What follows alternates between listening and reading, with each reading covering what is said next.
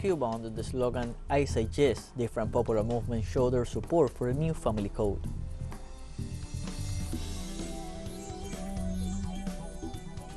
Puerto Rico and the Dominican Republic are on alert ahead of Tropical Storm Fiona.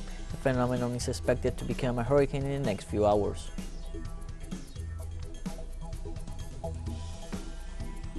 Ukrainian troops continue to attack civilian areas in Donbass. This Saturday, 4 people lost their lives in Donetsk, central district of Puerto.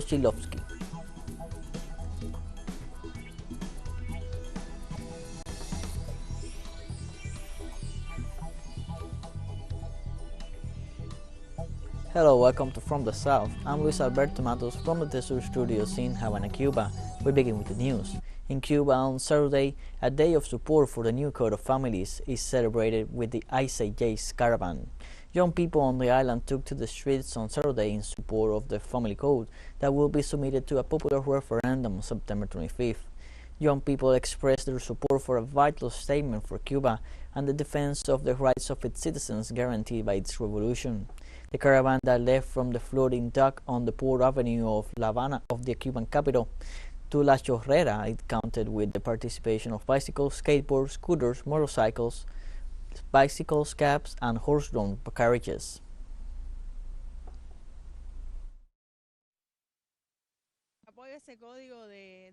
I support this code of love, of inclusion. This code would give endorsement to many of the rights we've had since 1959, but which had not yet been included in any legal document, a document that may help sway those people of a more traditional mentality to at least accept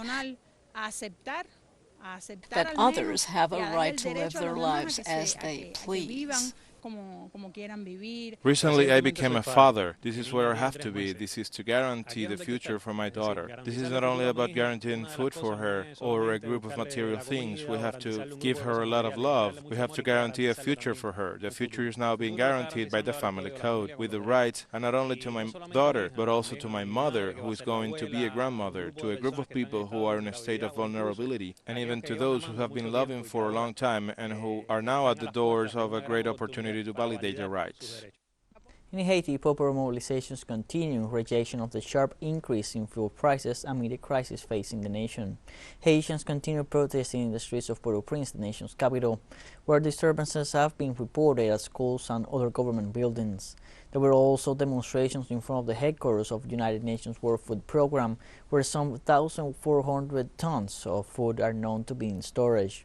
Demonstrators want the government to regulate fuel prices, to stop inflation, as well as the gang violence plaguing major cities.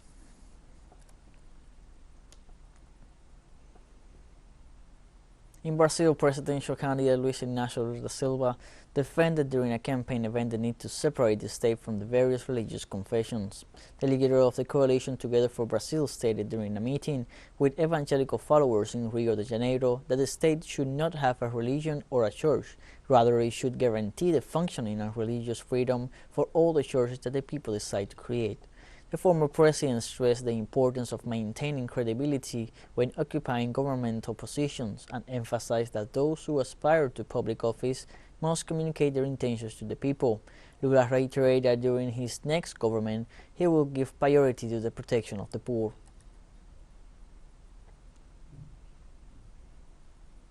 In Peru, the government has approved a new extension of the state of exception for the metropolitan areas of Lima and Callao for 45 more days. So far, the next 45 days, the police will maintain order with the support of the armed forces. During that period, there is a suspension of citizens' constitutional rights relating to inviolability of homes, freedom of transit, freedom of assembly, as well as personal freedom and physical integrity. The government has resorted to the state of exemption in an effort to curb violence and insecurity in the said regions.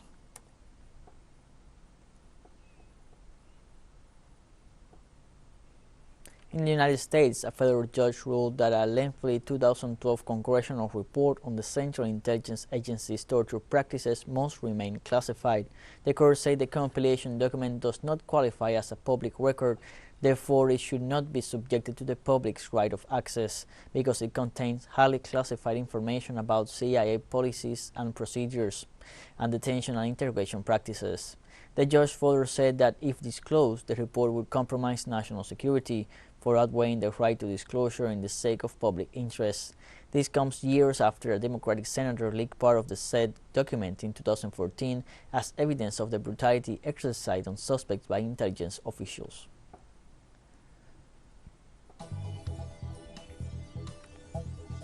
Let us take a short break now. Join us again after this.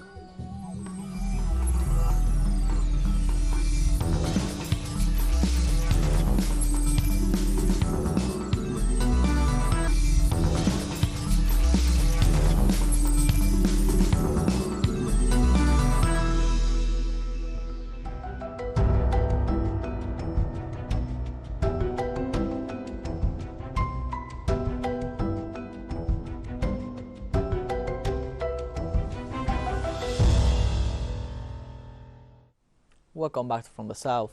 Puerto Rico and the Dominican Republic are on alert for the arrival of Tropical Storm Fiona. The phenomenon is expected to become a hurricane in the next hours. The United States National Hurricane Center issued a hurricane warning for both nations and the British Virgin Islands, given that the weather phenomenon is expected to impact the region. Although Fiona's winds have weakened in the last hours, the reports of the specialized entity assure that the storm will become a hurricane and could trigger floods and widespread power outages.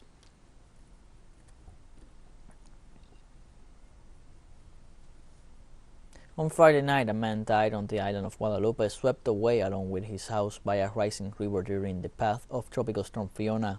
Storm watch remains at red level on the French Caribbean island. The storm caused very heavy rains in the Lesser Antilles archipelago. Several rivers overflowed and half 100 people had to be evacuated. Bad weather also caused power outages on the island. 13,000 residents are currently without electricity.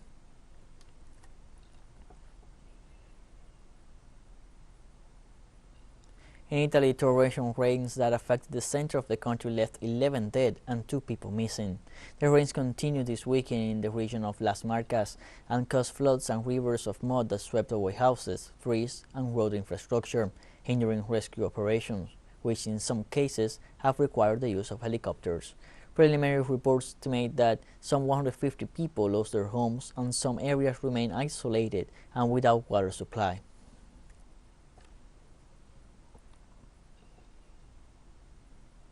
In Pakistan, water levels are beginning to recede after historic floods recorded in the southern province of Sindh. The reduction in water levels represents a potentially positive sign in the midst of the serious situation. The Indo River flows are returning to normal levels as it flows towards the Arabian Sea. The serious humanitarian situation persists due to the downpours that claimed the lives of more than 1,500 people, devastated houses, bridges, and crops. According to economic estimates, the cost of the catastrophe could reach $30 billion.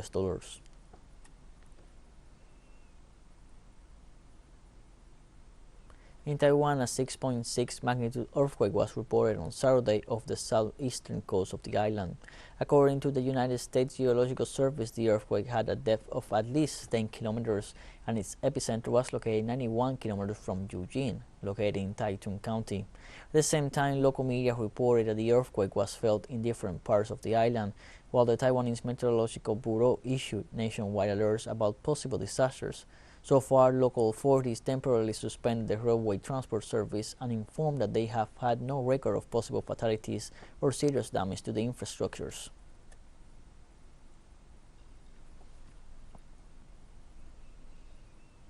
In Japan, more than 2 million people are threatened by the arrival of the man-made typhoon. The country's meteorological agency has urged people to seek refuge. Local media has broadcast evacuation instructions for people in the southern part of the archipelago. Typhoon Nanmadol is moving with gusts of up to 270 kilometers per hour and is expected to make landfall on Sunday in the Kagoshima province. Japan's typhoon season includes about 20 events each year. Scientists say climate change has increased the frequency and severity of typhoons, in addition to other problems such as extreme heat, droughts, and floods.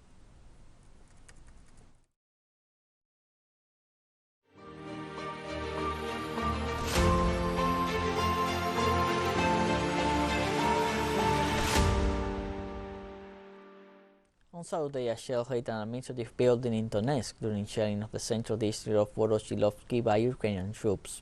At 11:38 a.m. local time, the shelling of the district located in the center of the city began and resulted in 4 dead and 8 wounded, denounced the mayor of the city, Alexei Kulemtsin.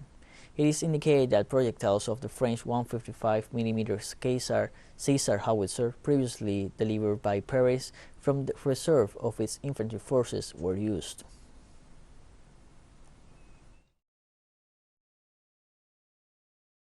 Ukraine once again proves that it is a terrorist state. It is the center of the city. What kind of military objects can be here? There is a civilian population, civilian vehicles that burn down, people die. Ukraine has crossed all boundaries. It's been crossing them for a long time, for 8 years. But now the situation became aggravated when there is no military expediency, there is no logic, there is no understanding of the rules of warfare. This Saturday, Russia denounced once again Ukrainian threats to attack civilian population nearby Zaporizhzhia nuclear power plant.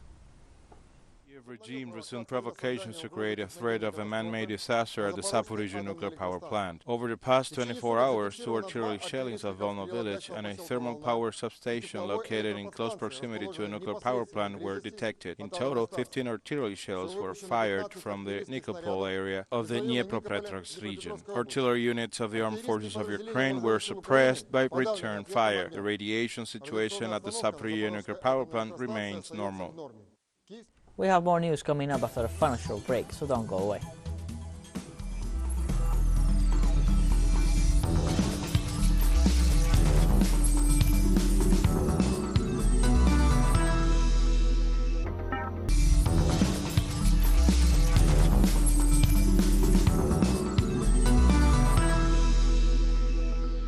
Welcome back from the south. The Republic of Guinea announced this Friday that it will begin the hearing for 2009 massacre scheduled for September 28, 13 years after the event. The judicial investigation ended in December 2017 with a referral to court of a dozen defendants, including Moussa Daddy's camera. It comes after rights advocates push in that direction on behalf of the fight against the widespread impunity they claim in this country with a troubled political history, as well as the International Criminal Court. We sent a delegation in early September to assess progress of preparations. This trial would have been delayed since 2017 despite recurring commitments by the authorities under the regime of former President Alpha Condé 2010-2021, overthrown by a military coup a year ago.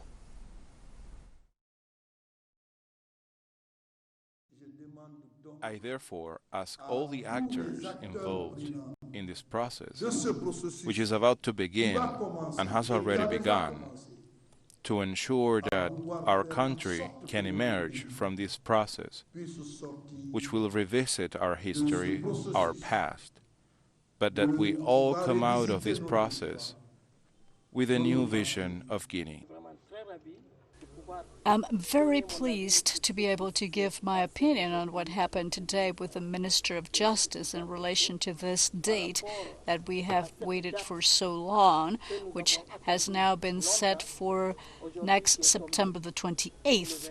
We are really very satisfied. It was about time that we got to this trial, and I would say that I am very comfortable today. This Saturday, over 20 million Shiite Muslims from Iran and other nations are gathering in the holy city of Karbala, Iraq, for the Arbaeen pilgrimage, considered the world's largest public gathering. Shiite Muslims mourn the martyrdom of Imam Hussein, grandson of Prophet Muhammad and founding leader of Shiism, in order to initiate various religious, cultural, and social activities. Each Muslim pilgrim who comes to the holy city symbolizes the triumph of truth over lies and the battle against injustice and oppression, reasons why the third Imam of the Shiites and 72 Camarids were sacrificed in the 7th century. The government of Iran encourages the participation of its people in the pilgrimage as a way of making this confession internationally visible.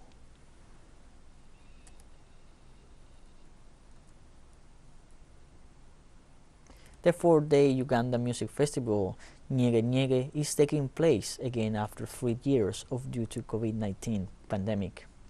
Over 300 DJs from various African and European countries, as well as the US and Japan, are playing across 7 stages. The festival was started in 2015 in Uganda, following 5 physical editions in Jinja, then it stopped for 2 years due to Cuban, and now it is back with new location, about 5 times the size of the former location. For Europeans, Nyege Nyege is now an institution in terms of representing African music and culture, according to participants. And this summer we had our first international edition in Paris. And next year we're having our first African edition outside of Uganda in Cameroon, and a 3-day event in Sheffield in the UK. Is this your first time or? It's actually my 3rd time. I always do Nyege Nyege. I like the fun, I like the crowd, I like how it's different. I like how the energy, like if you know, you know. This is my first time and it's an experience, one of a kind experience. You know, East Africa and biggest, this is like the biggest event this side, so it's good to see many people from all over the world. Music, culture, fun, love. This September 24th, Telesur invites you to see a brand new documentary entitled Alex Saab, a Kidnapped Diplomat. The other visual features testimonies from lawyers, experts and family members of Alex Saab, including his wife Camila Fabri. All of them will reveal details we never known before about the first kidnapping of a diplomat in the history of the world. It also compiles the actions taken by the US government toward countries and individuals to ambush Saab in Cape Verde. Authorities in the island country imprisoned the Venezuelan high government official without an arrest warrant against him. Don't miss this documentary, Alex Saab, a Kidnapped Diplomat, only on Telesur.